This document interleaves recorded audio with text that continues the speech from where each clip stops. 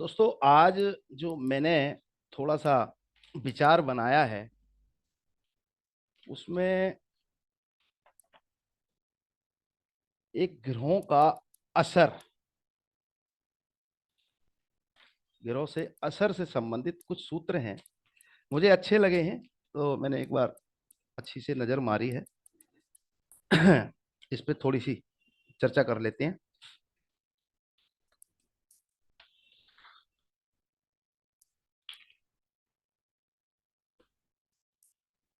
जो समझने वाले नियम है उनको समझिएगा। पहले, कोई भी ग्रह जो उसके लिए उसकी मलकियत का घर है, मालिक और ऊंच नीच,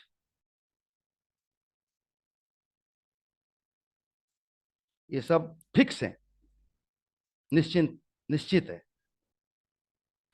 और फिर ग्रह चाहे वो किसी भी दूसरे ग्रह के घर में जाकर बैठ जाए,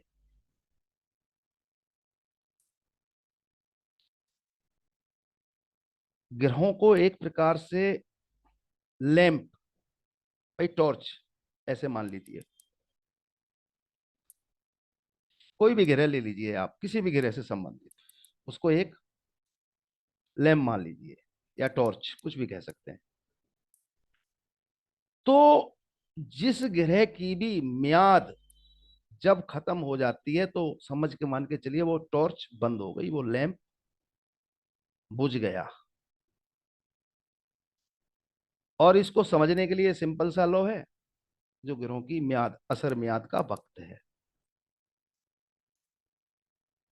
और मैं तो बरसों से ये बात कहता हूं, कोई भी ग्रह सारी जिंदगी तो असर दे ही नहीं सकता, फिर दूसरे का नंबर कैसे आएगा। और किताब का भी यहाँ पे यही इशारा है। इसी में आगे चलें कि शुक्र, खाना नंबर 2। अब पक्का घर तो है बृहस्पति का, लेकिन शुक्र का भी यहाँ पे नेक असर है। खाना नंबर 1 मंगल की राशि है, लेकिन वो शुक्र का, सूरज का घर कहा गया है, और दोनों का ही असर नेक है। खाना नंबर 3 में भाई राशि मिथुन, बुध की, और किसका पक्का असर है, मंगल का। अब बुध 3 में, इसमें थोड़ी सी एक दो पॉइंट ऐसे निकल के आएंगे, उनको समझिएगा। बुध का भी नेक असर खाना नंबर 3 से आ सकता है। बुध का असर भी नेक मिल सकता है जब मंगल नेक हो। और दूसरी कंडीशन तो है ही है, उन कंडीशन के अलावा ये भी चीज देखने वाली है, मंगल नेक हो। और पंडित जी ने एक जगह तो लिखा ही है कि मंगल खाना नंबर 1 बुध 3, तब भी नेक बोला है। इस बात को भी समझिए, लेकिन मंगल नेक हो तब भी ये सुविधा हमें मिल सकती है। खाना नंबर 5 सूरज की जमीन है, बृहस्पति और सूरज, बृहस्पति का पक्का घर है। और बृहस्पति सूरज एक साथ हो जाएं, या बृहस्पति की सूरज को मदद मिल जाए, जो कि 5वें घर में बैठ के मिलती भी है अमूमन, इस बात को भी ध्यान करिए, सूर्य का नेक असर हो जाता है खाना नंबर 5 में। छठा घर बुध का भी है, केतु का भी माना गया है। लेकिन एक और सूत्र है कि बुध तो खाना नंबर 6 में ऊंच का है, इस बात को समझिएगा। इस सूत्र को अगर ध्यान करेंगे तो पक्का घर किसका माना गया, केतु का। थोड़ी सी ये भ्रांतियां हैं, इसलिए ये चीजें कह रहा हूं, इसमें बहुत ज्यादा कुछ तो नहीं है, लेकिन इस बात को समझिए। और बुध का तो अच्छा है ही है, ऊंच का भी है, तो उत्तम असर होगा, नेक होगा। केतु का खाना नंबर 6 में असर खुद केतु की चीजों पर बुरा होगा, दूसरों पर अच्छा, दूसरों पर अच्छा। केतु खाना नंबर 6, दूसरों पे अच्छा, केतु की चीजों पे मंदा। और अगर दोनों साथ हों, बुध और केतु, ये खाना नंबर 6 से संबंधित ही बात है, तो बुध का और बुध की चीजों का अच्छा, लेकिन केतु और केतु की चीजों का बुरा। बुध का और बुध की चीजों का अच्छा, केतु और केतु की चीजों का बुरा।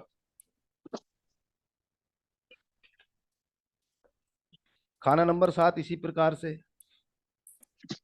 शुक्र का, और शुक्र और बुध दोनों का ही पक्का घर मांगा माना गया है।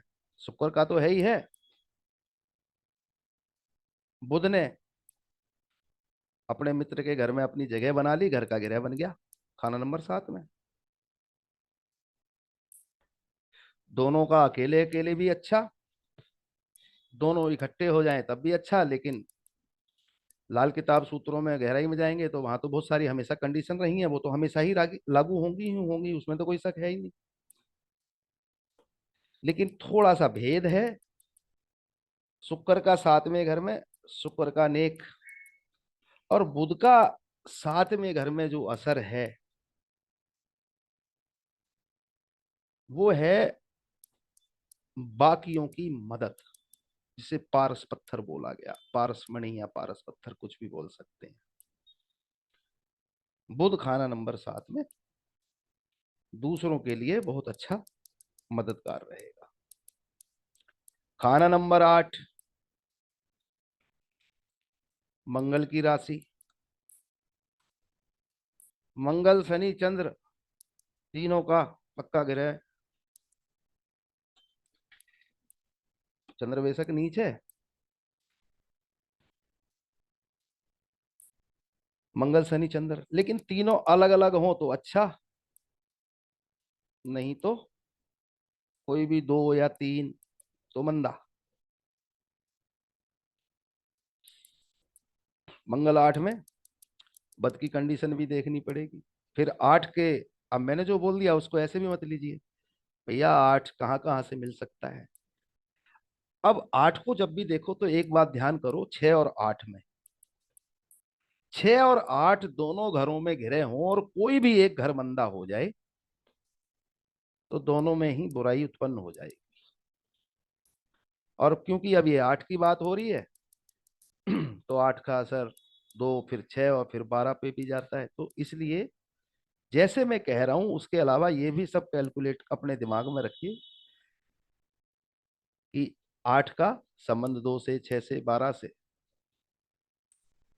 फिर 8 का 10 से भी अपना एक संबंध है मंदे हालात में, फिर 8 का दूसरे से संबंध 11 की मर्जी के बिना भी नहीं बनेगा, इस बात को भी ध्यान करिए। मैं अगर अच्छा कह रहा हूं तो वो सिर्फ एक सामान्य सूत्रों पे अच्छा कह रहा हूं, आप कंडीशन को ध्यान रखनी ही पड़ेगी और उसके लिए बार बार किताब पे ध्यान देना ही पड़ेगा। खाना नंबर 11 शनि की राशि आती है, बृहस्पति का भी पक्का घर कहा गया है। शनि का नेक, यहां ये ध्यान कर लीजिए, बृहस्पति का भी असर मैक्सिमम टाइम 11वें घर में 7वें घर जैसा ही होता है, लेकिन 11वें घर के बृहस्पति में, मैं शायद शनि बोल गया था, मैं दोबारा बोल देता हूं, बृहस्पति 11वें का भी असर मैक्सिमम टाइम बृहस्पति 7 जैसा आता है, मैक्सिमम टाइम।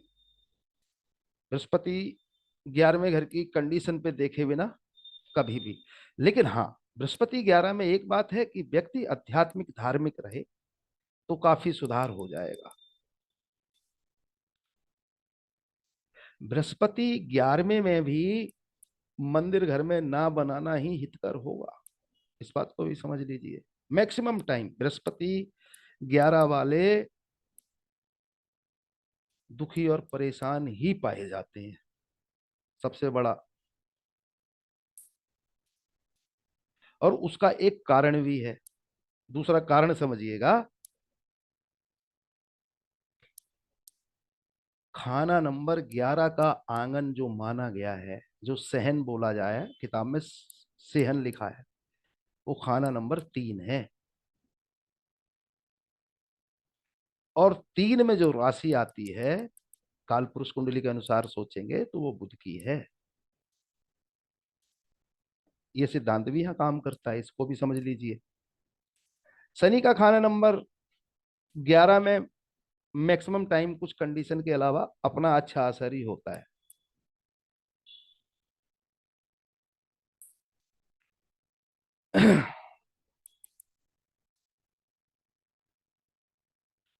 अब थोड़ा सा और सूत्र को आगे बढ़ाते हैं।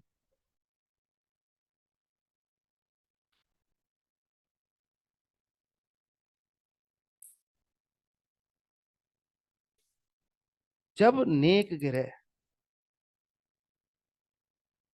अब नेक कब होगा, बहुत सारी कंडीशन के अलावा घर भी है एक। तो यहाँ पे उदाहरण के लिए समझ लेते हैं कि केतु खाना नंबर 9 में हो, नेक हालात। और ऐसा व्यक्ति अपने मकान में कुत्ता पाले, बड़ी उम्र हो गई तो अपना धोता भी रख सकता है। इस प्रकार से असर नेक किए जाते हैं, इस बात को समझिए। अब एक और उदाहरण दे देता हूं। बृहस्पति 9वें में हो, या मान लीजिए चंद्रमा भी 9वें में हो, उम्दा ही है, अच्छे हालात का हो, माँ है या दादी भी है, आपकी पत्नी से संबंध अच्छे नहीं है, भाई के यहाँ रह रही है, बृहस्पति 9वें का बड़ा अच्छा शानदार बैठा है, आपके पिता आपके कारण या आपके बच्चों के कारण या आपकी पत्नी के कारण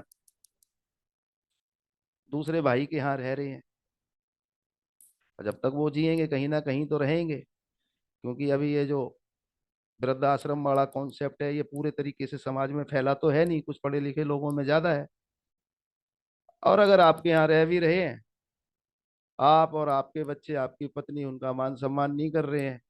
अब क्या है कि उनकी कुंडली में बुढ़ापे में कोई दुख लिखा होगा, और आप उनके दुख को बढ़ाने वाले भागीदार बन गए।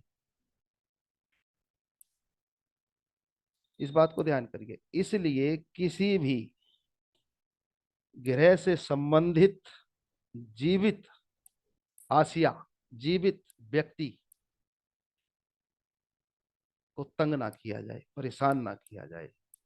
और ग्रह मंदा भी होके बैठा हुआ है, बुरे हालात का भी बैठा हुआ है, और आप उस ग्रह से संबंधित वस्तुओं के माध्यम से उपाय करते हैं, उस ग्रह से संबंधित जीव जंतु रिश्तेदार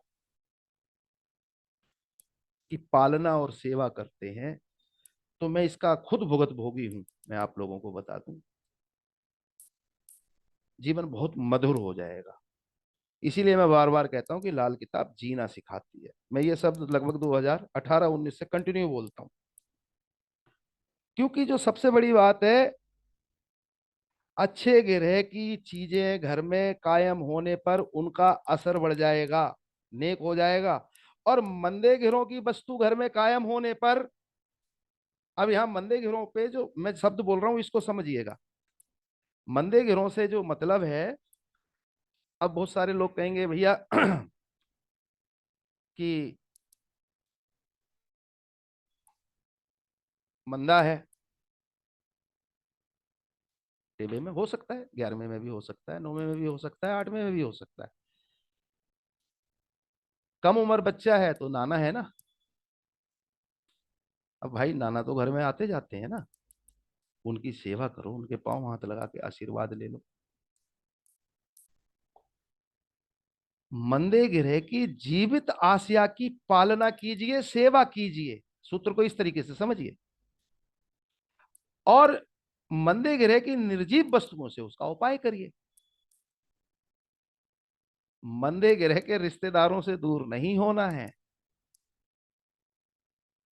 बुध मंदा है, घर में बहन बेटी, भैया हमसे पहले भी हमारी बुआ ने जन्म लिया, हमारी बहन बड़ी भी हो सकती है, फिर हमारी बेटी का भी जन्म हो सकता है।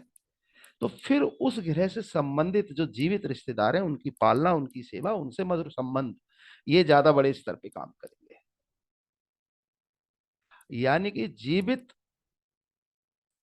अब आप बकरी नहीं पाल सकते तो बकरी नेचुरल है, कोई जरूरी थोड़ी ना पालना, तोता पाल नहीं सकते, कोई जरूरी थोड़ी ना पशु पक्षी रखना। लेकिन आप जीवित इंसान, जीवित रिश्तेदार जो हैं आपके, उनसे तो दूर नहीं जा सकते। इसलिए उनका उपाय करते समय उनकी जीवित जो आसिया हैं, जो प्राणवान लोग हैं, उनकी सेवा करके भी फायदा उठाया जा सकता है। एक शनि का ही उदाहरण ले लीजिए। शनिचर खाना नंबर 9 में हो,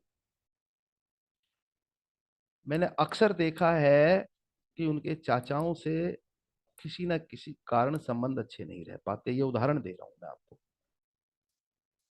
फिर भी शनि उन्हें बहुत कुछ दे जाता है। लेकिन सोचिए, चाचाओं से और उनके कर्मचारियों से, भाई चाचा तो हमारा खून का रिश्तेदार है, चाचाओं से दूर कैसे होंगे? चलिए कर्मचारियों के साथ हम कुछ नहीं कर सकते तो उनको वैसे दूसरे प्रकार से खुश तो रख सकते हैं। उनका मजदूरी का पैसा उनका पसीना सूखने से पहले दे दें।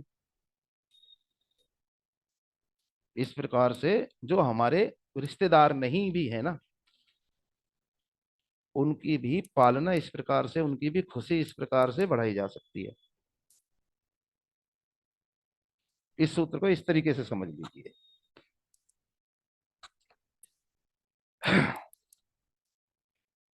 अब थोड़ा सा और आगे बढ़ते हैं। जन्म कुंडली में ग्रह अपनी जिस औकात या अपनी हैसियत से बैठा हो, मैं दोबारा बोल रहा हूं, थोड़ा सा समझने की कोशिश करिएगा। जन्म कुंडली में ग्रह जिस औकात से बैठा हो, उसका अच्छा या बुरा असर केवल उसी साल होगा जब वो वर्ष भर में अपनी मुकर्रर राशि या पक्के घर में आएगा। मैं दोबारा बोल रहा हूं, समझिएगा। जन्म कुंडली में ग्रह जिस भी हैसियत या औकात से बैठा होगा, उसका अच्छा या बुरा असर केवल उसी साल होगा जब वो वर्षफल में अपने लिए मुकर्रर राशि यानी कि घर में आएगा। इसका मतलब समझ लीजिए, मैं बृहस्पति पे ही उदाहरण दे देता हूं। मान लीजिए बृहस्पति ऊंच का बैठा है। अब वो ऊंच का असर कब देगा, इस उदाहरण को समझ लीजिए। पहले वाले शब्द थोड़े कठिन थे, ये उदाहरण थोड़ा सरल शब्दों में है। मान लीजिए जन्म कुंडली में मेरा बृहस्पति ऊंच का बैठा हुआ है, मैं अपने ऊपर ही उदाहरण दे देता हूं। अब उसका जो ऊंच का असर किस साल में मिलेगा? जब वो बृहस्पति के घरों में आ जाए। ऊंच का बृहस्पति वो बृहस्पति के घरों में आ जाए, उन सालों में वो अपना ऊंच का असर दे जाएगा। दूसरी बात, बृहस्पति की असर म्याद के समय वो अपना असर तो देगा, लेकिन उस समय भी वो अपने ही बृहस्पति के घरों में आ जाए, तब उस समय वो ज्यादा बलकारी, मतलब ज्यादा पावरफुल तरीके से अपना असर देगा। इसे इस प्रकार से भी समझ लीजिए। क्योंकि दूसरा सूत्र पीछे भी कई बार खोल चुका हूं। बृहस्पति मान लीजिए ऊंच का था, वो किसी साल मंदे घर में चला गया, तो वो कारण समझ लीजिए, वो अपने शुभ फलों का टोकरा उठा के मंदे घर में चला गया। वो तो सुख वहां पे खराब हो गए।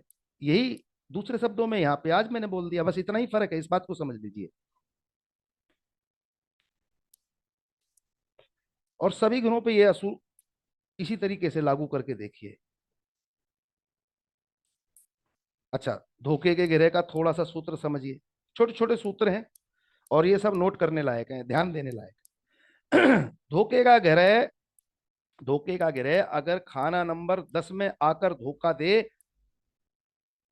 अब वहां पे 8 और 2 की भी कंडीशन तो है, लेकिन इन शब्दों को समझ गया, वो हमेशा मंदा धोखा देगा, यानी कि अचानक धोखा करेगा, यानी कि बुरा असर। लेकिन अगर यही धोखे का ग्रह खाना नंबर 2 या खाना नंबर 11 में आए तो धोखा देगा, लेकिन यह धोखा अचानक फायदा लाभ का होगा। मैं दोबारा बोलता हूं, इस सूत्र को भी समझ लीजिए। धोखे का ग्रह यदि खाना नंबर 10 में आकर धोखा दे, तो हम 8-10 की कंडीशन को हटा ही दे रहे हैं। और समझ लीजिए भाई, 8 मंदा होगा तो धोखा, 2 अच्छा होगा तो वो नेक धोखा, हम इस कंडीशन को ही हटा देते हैं, क्योंकि मैं इससे आगे वाला सूत्र बोल रहा हूं, इसको समझिए। धोखे का गिरह यदि खाना नंबर 10 में आकर धोखा दे तो वह सदा मंदा मान लिया, अचानक देगा, बुरा करेगा, सब सब कुछ हमने बुरा मान लिया। लेकिन यही धोखे का गिरह कभी 2 या 11 में आ जाए तो धोखा देगा, लेकिन ये धोखा नेक होगा, लाभ का होगा, फायदे का होगा, इस तरीके से। और ये चीजें याद रखना टेढ़ा काम है भैया, नोट कर लें तो ज्यादा अच्छा रहेगा और प्रैक्टिकल में लो। थोड़ी सी बात स्त्री पुरुष यानी कि पति पत्नी के टेवे पे, ये किताब से ही है, ज्यादा मुश्किल भी नहीं है। किसी भी मर्द की कुंडली, पुरुष की जन्म कुंडली खुद अपने लिए ग्रह फल की, और पुरुष की चंद्र कुंडली खुद अपने लिए, पुरुष के लिए राशि फल की, और पुरुष की चंद्र कुंडली मतलब पति की चंद्र कुंडली स्त्री पर ग्रह फल की, माफ करना, पुरुष की चंद्र कुंडली उसकी स्त्री पर ग्रह फल,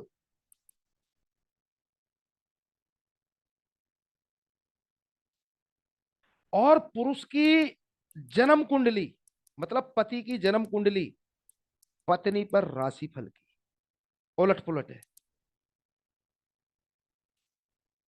और इसी प्रकार से पत्नी की जन्म कुंडली पत्नी के लिए ग्रह फल की,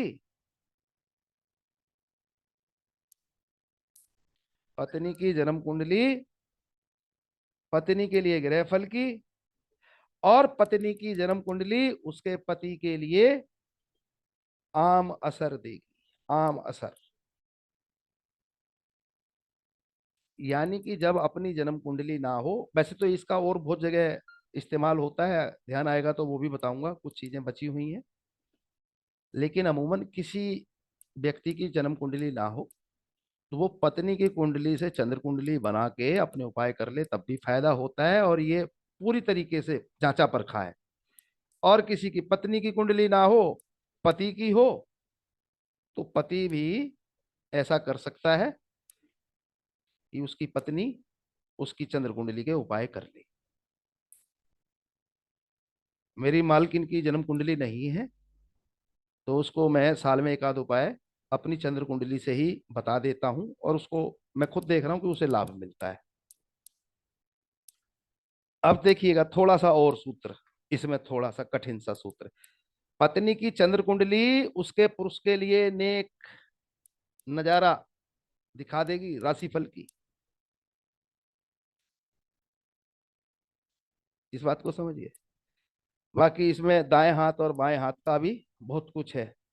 अब एक और सूत्र समझिए, बच्चा, पति पत्नी है तो फिर परिवार है, परिवार है तो नेचुरल है कि हमारे बच्चे होंगे। बच्चे की कुंडली, बच्चे की जन्म कुंडली, माता और पिता दोनों के लिए राशिफल। अब हम भी क्या करते हैं भैया, बच्चे की कुंडली देख लेते हैं। बच्चे की जन्म कुंडली अपने माता पिता यानी कि दोनों के लिए फायदेमंद होगी राशिफल की, यानी कि उपाय के लायक, और उपाय से फायदा। यहाँ पे इसका मतलब ये है, राशिफल को सिर्फ एक उपाय के लायक मत समझिए। जहां पे इस सूत्र, अभी ये सूत्र जो मैं बात कर रहा हूं, यहाँ पे माता और पिता दोनों को फायदा दे देगी। और यही हम लोग कर रहे हैं, बस शब्दों का थोड़ा उलट फेर है, इस बात को समझिए।